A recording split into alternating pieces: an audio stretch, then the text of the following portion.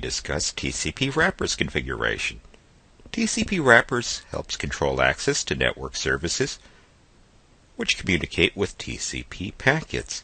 That's most network services, except those which communicate with UDP packets, generally associated with voice and video traffic, as well as ICMP packets, most commonly associated with the ping command. TCP wrappers control services based on directives in the etc/hostallow and hostdeny files, in that order.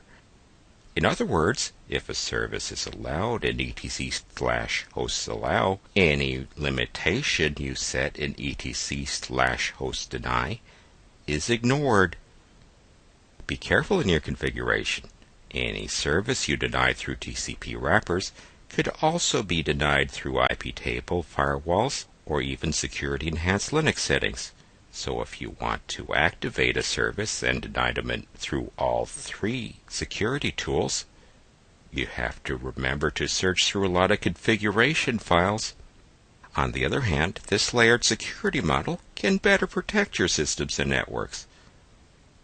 The format of directives in a TCP wrappers file is as follows: daemon, clients, command. A command isn't required, so the simplest example of a TCP wrappers directive is all. If it were in etc/host.allow, it would be the final word.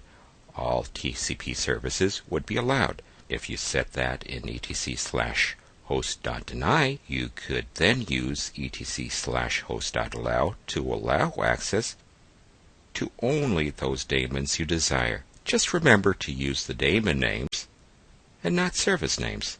Daemon names are specified, at least normally specified, in the user/sbin directory.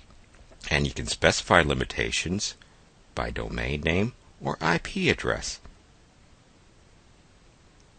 For example, the following directives in etc/hostallow would allow access to the telnet and secure shell services from all systems in the example.org domain and all systems with IP addresses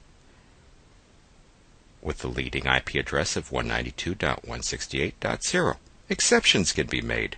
For example, when I add the directives noted here, it prevents access to the secure shell daemon from the remote system named crack.example.org. It also prevents access to the telnet service from the system with IP address 192.168.0.13.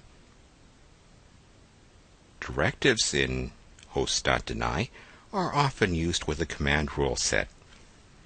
And there are two basic options in this area: spawn and twist.